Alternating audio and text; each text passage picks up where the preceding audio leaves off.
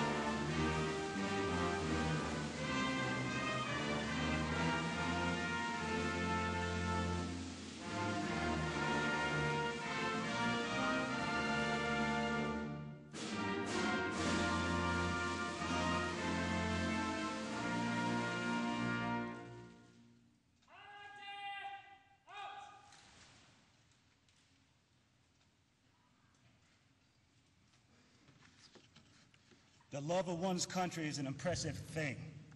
Accept the things to which faith binds you and love the people with whom faith brings you together, but do so with all your heart. Let us pray. Greater love is manifested in you who lay lives on the line for millions of others, donning the uniform of this great land to defend democracy. Lord, hold these loved ones in your devoted hands. Protect them as they protect us and those who desire freedom.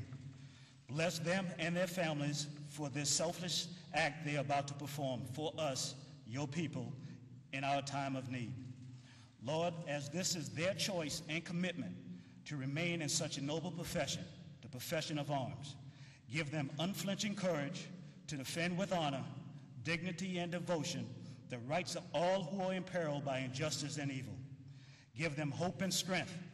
May they ever experience your firm support, gentle love, and compassionate healing. We ask this in your name. Amen. Ladies and gentlemen, please be seated. Ladies and gentlemen, the multinational force abroad, senior enlisted leader, Command Sergeant Major Army.mil.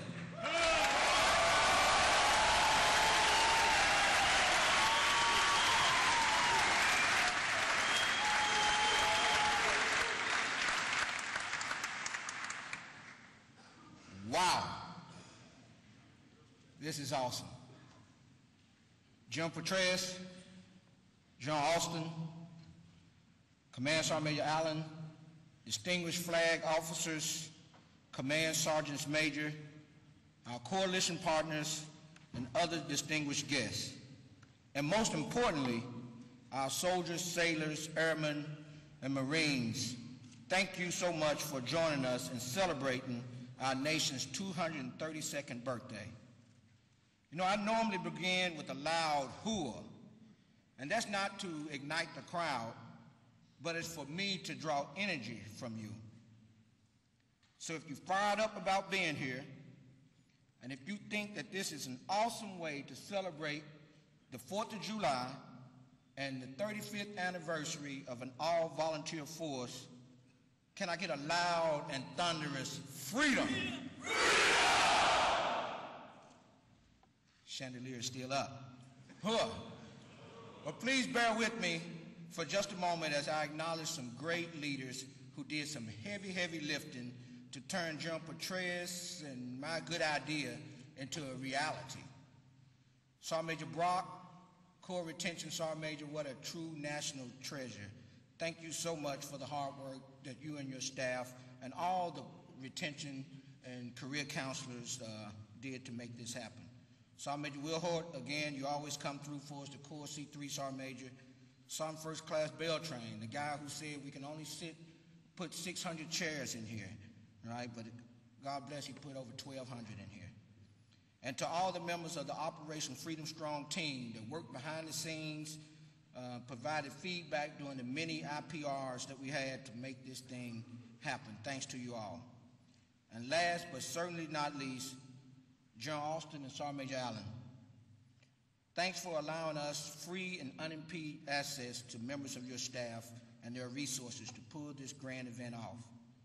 Sir, when you took the helm as the MNCI commander, you vowed to be a total team player. This is teamwork at its finest. Thank you, and please join me in a round of applause for the Corps.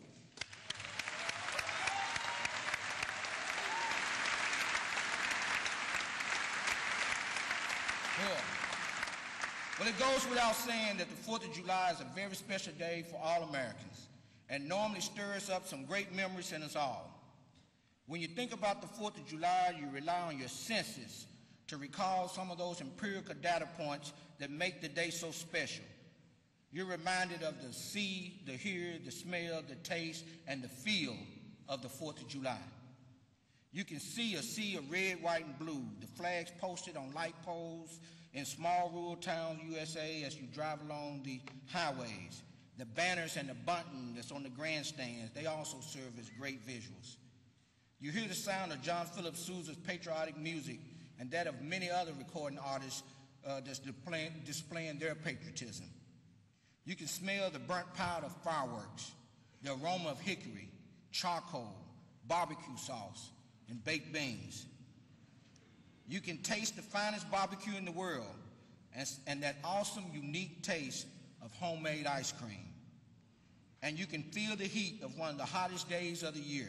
Regardless of where you live in the United States of America, the 4th of July proves to be a hot one.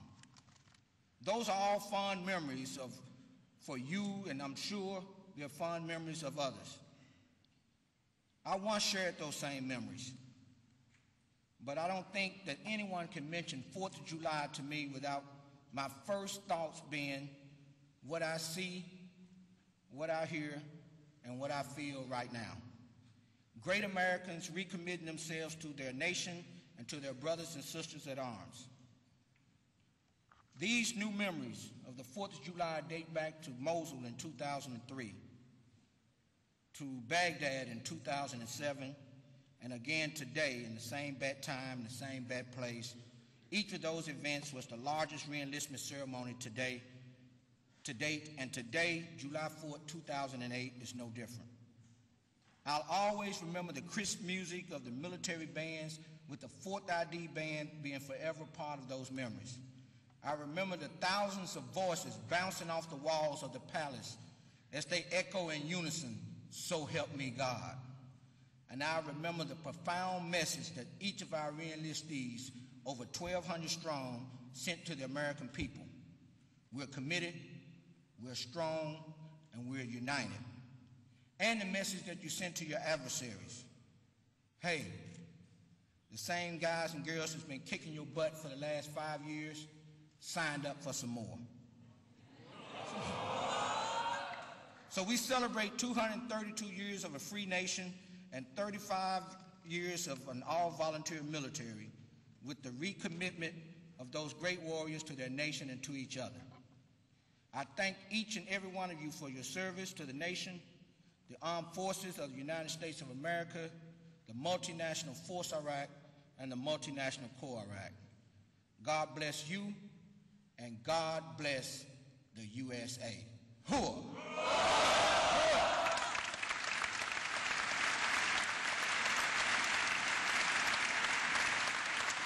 I'd like to take this moment, thank you.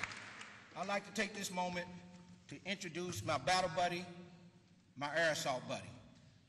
And I know if I tried to really do a formal introduction of him, I really won't give justice to his illustrious career and his great accomplishments that he's made over the years. So, are you ready?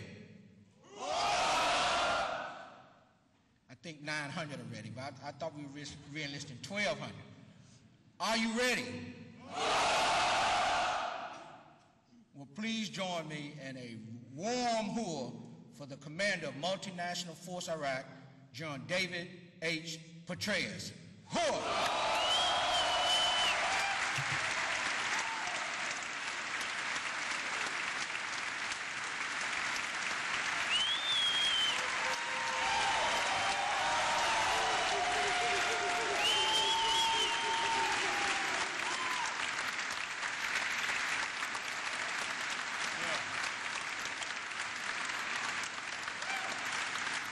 Thank you, everybody.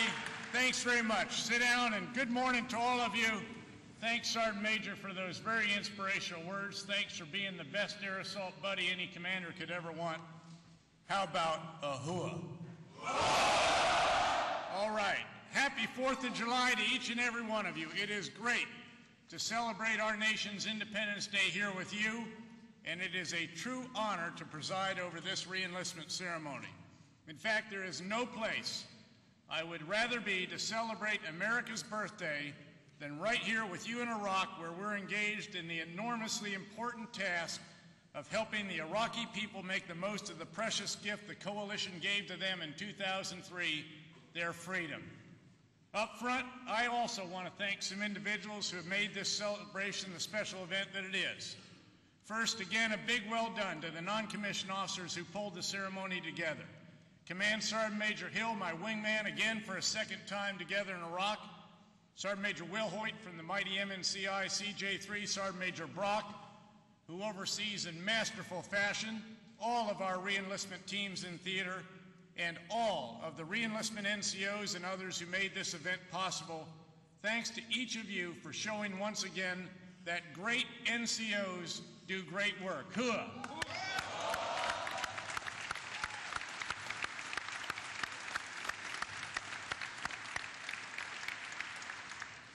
We need to thank the folks from AAFES, donated so many of the flags we flew over the palace and then presented to our re-enlistees. So we're going to thank the Joint Service Color Guard for their professionalism in representing each of our services here today.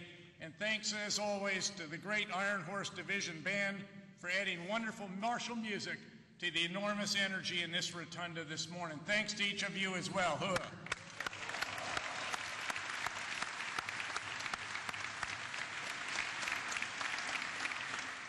Okay, I know you can feel the energy in this place, but I want to find out who that energy is coming from.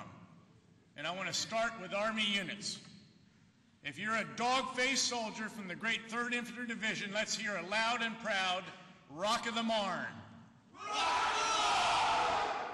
If you wear a 10th Mountain Division patch on your left shoulder, let's hear a Climb to Glory.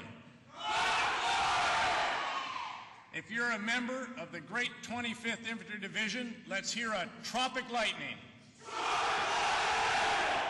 If you're from the mighty 4th Infantry Division, how about a loud Iron Horse? If you're a paratrooper from the who wears the All-American patch of the 82nd Airborne Division, let's hear a loud and thunderous Airborne. If you're a member of the great 1st Armored Division, how about an Iron Soldiers? If you wear the Screaming Eagle patch of the awesome 101st Airborne Division, let's hear a loud and thunderous Air Assault. If you're a member of the historic 2nd Stryker Cavalry Regiment, how about a booming Dragoons? A member of the Brave Rifles, the 3rd Armored Cavalry Regiment, let's hear an IEA. You wear the patch of the mighty 1st Cavalry Division. How about a proud 1st Team? If you wear the big red 1 on your left shoulder, let's hear a loud duty first. If you wear the Bowie knife patch of the 39th Brigade Combat Team, how about a big courage? If you wear the eagle of the 45th Brigade Combat Team, let's hear you sound off with a proud Thunderbird. If you wear the patch of the 76th Brigade Combat Team, the Nighthawk Brigade, let's hear a huge point the way. If you're one of our great logisticians working with the 3rd Expeditionary Sustainment Command, let's hear a sustaining the line. Those of you from the great 18th Airborne Corps headquarters or any of our separate brigades, let's hear an all the way. All the way! If you're an Army Ranger, how about a Rangers lead the way? If you're a soldier from an Army unit I haven't identified, active, Guard, or Reserve, heck, if you're from any of the units I called out today, let's hear a big Army Strong. Okay, that was awesome. Now we'll put a little heat on some of those other great services in our U.S. military. If you are a member of the great U.S. Navy, the pride of the 7 seas, how about a loud, proud, go Navy? Good. If you're from the world's best Air Force, the dominant force in the wild blue yonder, let's hear a loud and thunderous air power. And finally, I think we left out one service.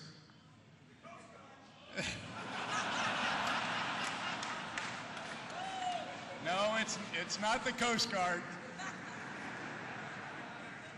And finally, if you are one of the few, the proud, the United States Marines, let's hear a rotunda shaking Semper Fi. Hoorah! Well done. Give yourselves a round of applause and hooahs.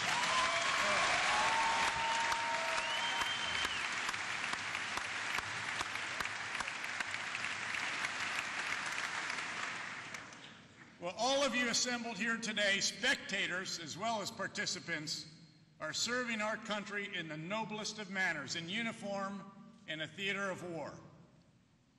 But the stars of today's event are the 1,215 proud soldiers, sailors, airmen, and Marines representing every state in our great nation who will raise their right hands today and re-enlist in the armed forces of the United States. Collectively, you are making history, participating in what we're pretty certain is the largest re-enlistment ceremony ever held, and doing so on our nation's birthday while deployed in a combat zone.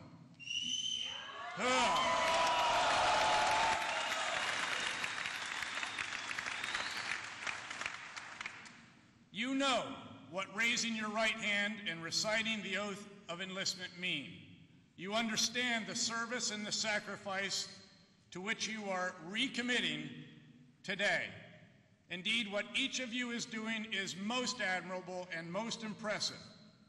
To see 1,215 of you do this is extraordinary, and you can rest assured, as Command Sergeant Major Hill said, that this ceremony sends a very powerful message to friend and foe alike. Again, each of you has been engaged in a critically important endeavor. You've endured crushing sandstorms, brutal heat, a barbaric enemy, long separations from loved ones, and loss or injury to comrades in arms. And you've been part of a period in which we have made impressive progress. In serving our nation in war, you're following in the footsteps of millions of brave Americans who have done so before you for some 232 years since our founding fathers declared America's independence on this day in 1776. You are therefore proud inheritors of a tradition of service and commitment, professionalism and skill. And through your sacrifice and commitment, through your professionalism and skill, you are adding a proud new chapter to the already rich history of America's military services.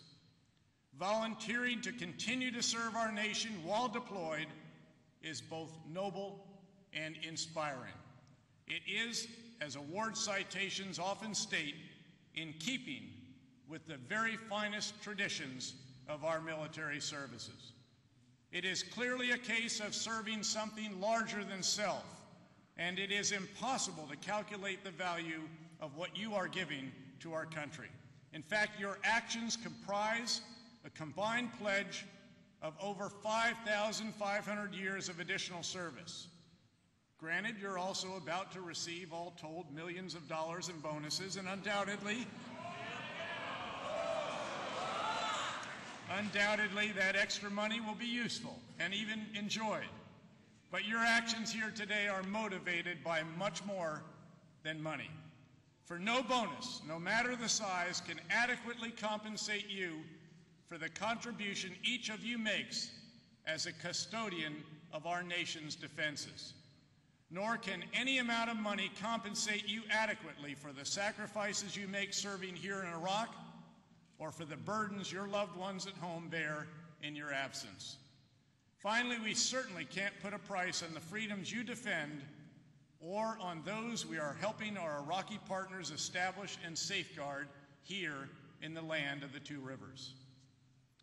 So on behalf of all Americans, I thank you for your willingness to continue serving our country, our military, and above all, your comrades in arms. Each and every one of you, each and every day, is making a difference. You're doing the hard work our country requires in the toughest of circumstances, and we owe each of you and each of your families at home our deepest gratitude. You and your comrades here, in fact, have been described as America's greatest generation. And in my view, you have more than earned that description. It is the greatest of honors to soldier here with you. And now it is my great honor to re-enlist you for another tour in what is widely regarded as the finest military in the world.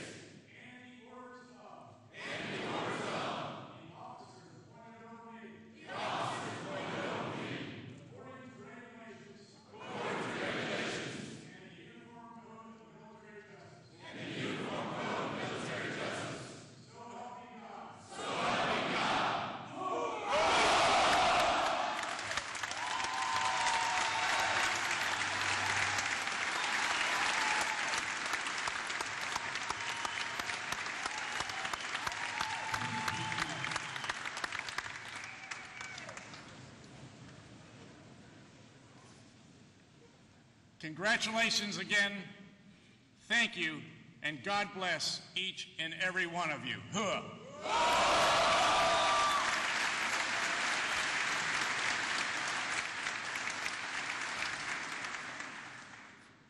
this day in 1776, 13 British colonies in North America declared their independence and became the foundation on which our great nation was built. John Adams, one of the drafters of the Declaration of Independence and the second president of the United States, said this will be the most memorable epoch in the history of America. It will be celebrated by succeeding generations as the great anniversary festival. And so it has been. For 232 years, as citizens of the United States have celebrated their continued independence each July 4th. In celebration of Independence Day each year, every U.S. military installation fires a 50-gun salute to the Union, recognizing our 50 states. The firing of artillery pieces and salute traces its origin to the early practice of armed naval vessels exchanging cannon salutes in passing. Such salutes became traditional between ships and friendly shore battles.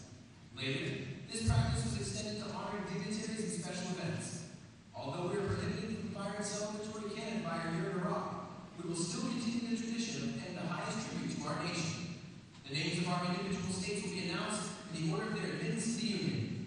Now please stand, render honors to our nation, and remain standing.